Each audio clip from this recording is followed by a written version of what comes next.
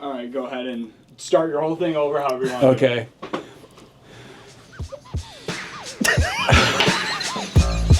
I'm walking. Get out of here. You're making him nervous.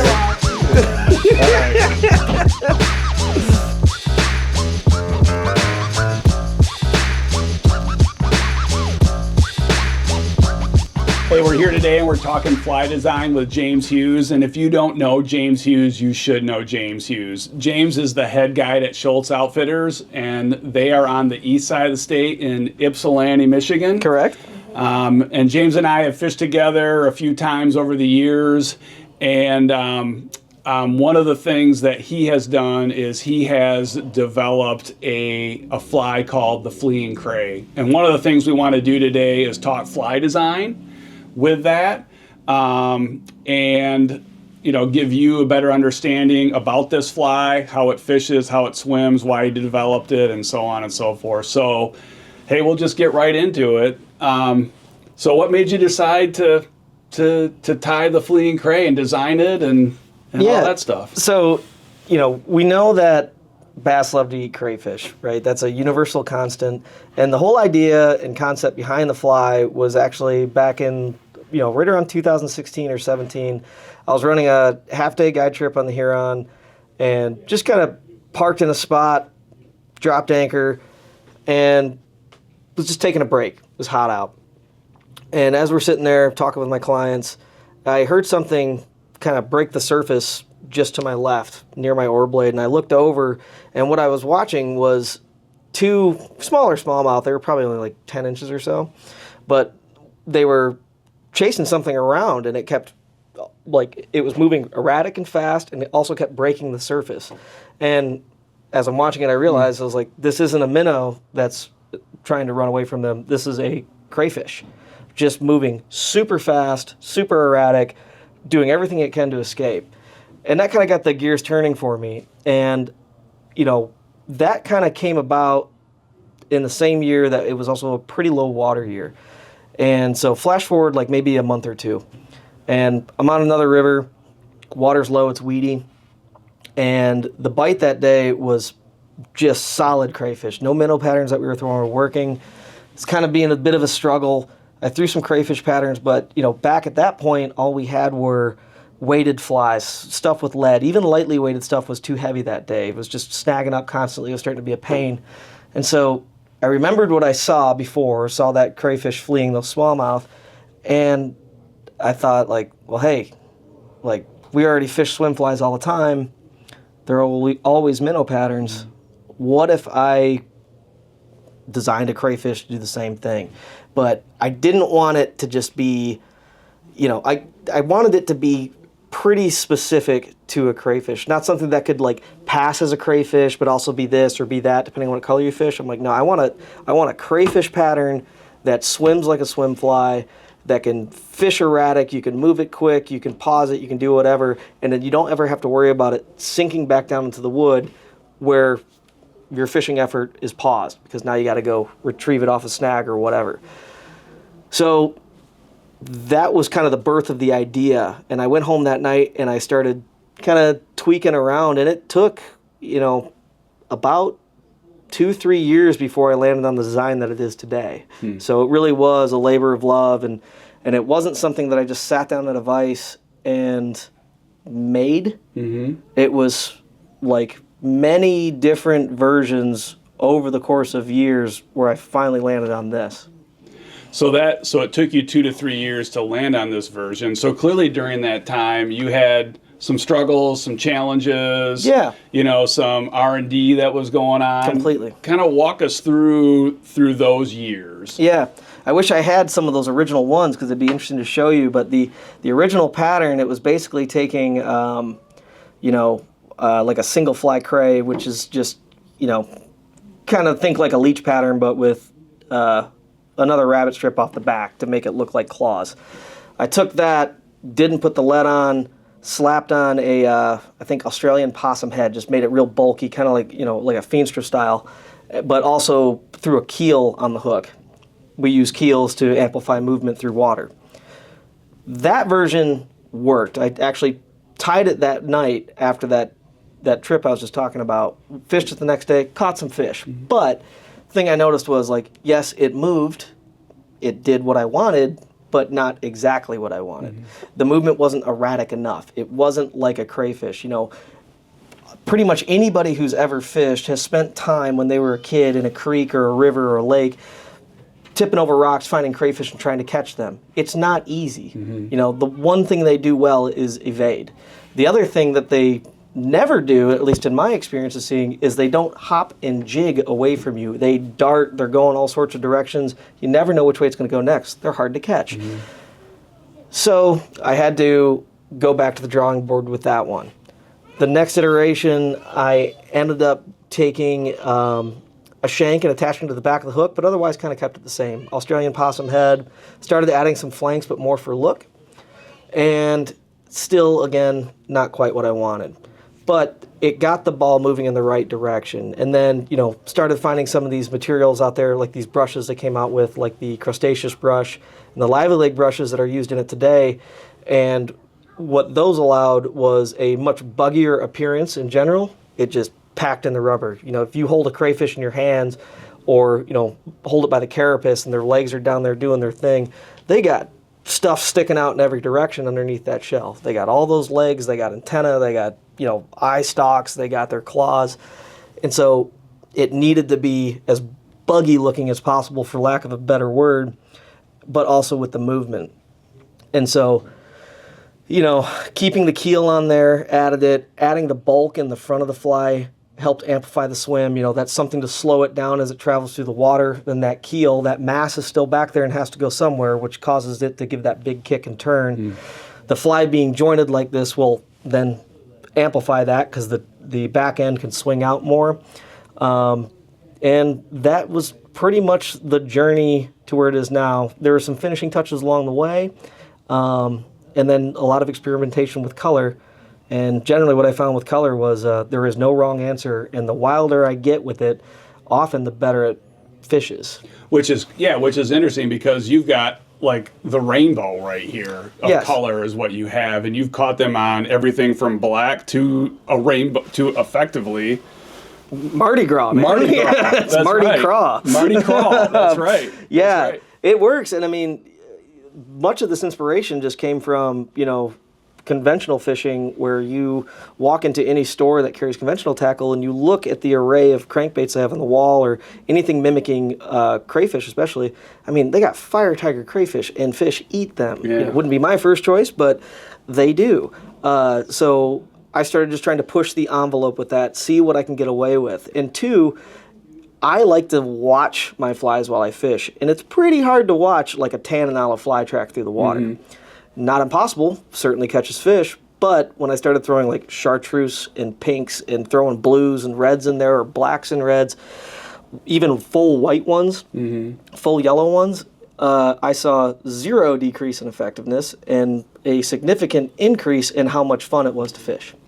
Yeah, because you can track them, and then you can see the eats that come in for them, and it just makes it a much more engaging process, not only with you as a guide, but with your client to be able to see that to come in. Now, these can be fished for smallmouth. What else? I've caught like everything on these. So, you know, for where I guide, it's a lot of smallmouth and pike. We catch largemouth on them as well. I've fished them in Montana. I've caught cutthroat, brown trout, rainbow trout on them. Guys have taken them down, caught redfish on them. I've had guys take them down to South America, catch fish on them. I've had clients strip steelhead up on them. It's pretty much anything. And I mean, really, when you look at it at the end of the day, if a fish is swimming in water and there are crayfish present, it is a food source. This is not like just a bass fly. Like, it's one of my favorite trout patterns to fish as well. Yeah. So can you talk about a little bit more about the design and then how it's meant to be fished?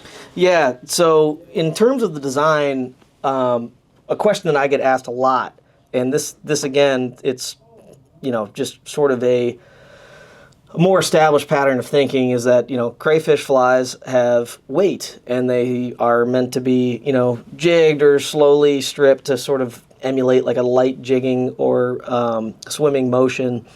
and usually are tied to ride hook up in that particular case to, theoretically minimize snagging. Still going to snag. But with this one, since I was like, well, there's not going to be any jigging component at all, I want it to be able to swim, I want it to have good balance, and hooks are more naturally balanced with hook points down anyway, plus the addition of the keel. So it does ride hook point down. On the hooks that I tie it on, often I'll tie them on a 26-degree bend hook, so towards the front portion it does kick down about 26 degrees. This helps the fly actually dig more, almost like a crankbait, not as dramatic, but it will kind of dive and get down in there.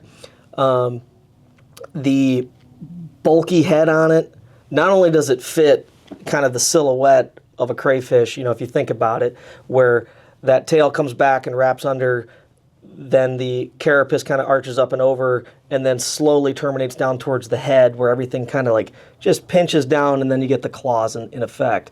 So that's the overall idea in design.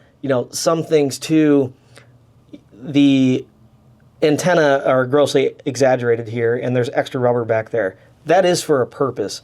What that does is it just adds more weight to the rear, so there's more to allow it to kick out. It's also just more things moving in the water, movement that you don't necessarily have to impart anymore. So it becomes more attractive to fish in general. It's that wonderful term. It's just general bugginess at that point.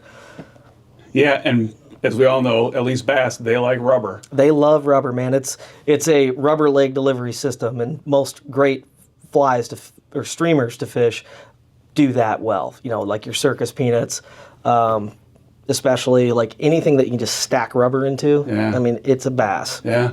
We're still, begging, borrowing, and stealing from the conventional tackle world where they throw soft plastics all day and catch. Do you change that for like trout or redfish, or is it still pretty much the same amount of rubber? That fly right there. That fly right Yep. there. Yeah, yeah. So what water conditions are these ideal for? That's a good question. I would say these things really shine with at least, I would say, fairly good, good amount of stain through clear water. Heavy stain, just in general, they may not work as well. I'll throw really big ones in some really vibrant colors, like bright pinks, oranges, yellows, and they'll work well. Sometimes, though, in that very, very heavy stain, you are a little better off throwing like a large black leech or something to that effect, something that you can get down and get it right into their faces, and they don't have to chase as much. Because if they have to chase a lot, it's easier to lose track of it in that stain. But if I show up to a river that has like 18 inches or so of viz, I am like more than happy to throw that. So I'm just talking like 1.5 feet down. You can kind of see the outlines of rocks. Good to go. Works really well with like a couple 3 foot of viz. Love that. And then in really clear water, the only thing I'll change with it is then I might start tending towards more natural tones instead of like the really vibrant chartreuse and hot pinks. I'll go more towards the more classic tan, olive, orange kind of color scheme. Are you going to the minis in the lower clear water? Yeah, so in like real low clear water, I will go to the smaller version of the fly. That's what it was tied for. And you can fish these on a floating line very effectively then, and they eat them just great. And these smaller ones, since they don't have that 26-degree down eye, they're just tied on a shank with a hook trailing behind it. They'll do more lateral movement rather than digging down. So in general, with this fly, with either version of it, I will fish it on an intermediate line. Sometimes a sink if I'm on like a real fast piece of water, like either in like northern Michigan or out in Montana, something like that. But for most of the water that we fish, it's generally lower gradient, still deep, but sinking lines, they just get down too quick. I mean, halfway back, you're starting to run into the bottom. So pretty much the whole design process was built on intermediate lines, but then started shifting towards floating lines later in the year to run these smaller ones. Is there a water temperature range where you like these better? Yeah. Certainly. That water temperature range is it's a pretty big question, and really I would look at it more like, when do swim flies work best? Well, generally speaking, they work best somewhere in like the mid upper 40s onwards, with a real sweet spot between like right around 55 degrees upwards. So that's usually when I'm running them. I'll like kind of wait early in the year. I might fish some just to like watch something for a little bit if the day's slow. Sometimes it's nice, like, hey, let's at least watch something rather than sit here and bang our heads against the wall. But, you know, I have caught them in like early season stuff like March, when the water temps are still in that kind of upper 30s range. I've worked it. At that point, you know, when you're fishing this, you're always incorporating pauses in it. That's usually when a bass will take it. It's, you know, a series of strips between 1 and 4 or whatever you want to do, followed by good pauses. Pause length variation is the main thing that I'm going to look at in regards to water temp. Colder the water, longer the pause. Warmer the water, shorter the pause, generally. So if I'm fishing it early season when the water's real cold, below 50, I'm just going to make sure like I'll give that like 2-3 good strips and then a real long pause. And I mean like screaming inside type length, which is not as long as people think actually. But and then as the season progresses, I'll work it faster and faster with more brief pauses. Yeah. So you can kind of do anything with it. I mean, just altering that cadence of retrieve is really the most important part. I think in general, especially for bass, is just pay attention to your water temps and consider the length of pause when you're doing it. Yeah. Yeah, that's solid advice, that's for sure, you know, with everything. Well, hey, thanks for coming and talking to us a little bit about the Fleein Cray and the process you went through all of that. We will have a link to, if you want to learn how to tie the video, or if you want to learn how to tie the fly, we'll put a link in our description down below, and that will get you to Schultz Outfitters YouTube channel, which you can get to learning how to tie the Fleein Cray. Also, too, if you're interested in booking a guide trip with James, just reach out to Schultz Outfitters and ask for him, and they'll get you connected. Thanks, Tom. Thanks, James. Awesome to see you again. Awesome to see you.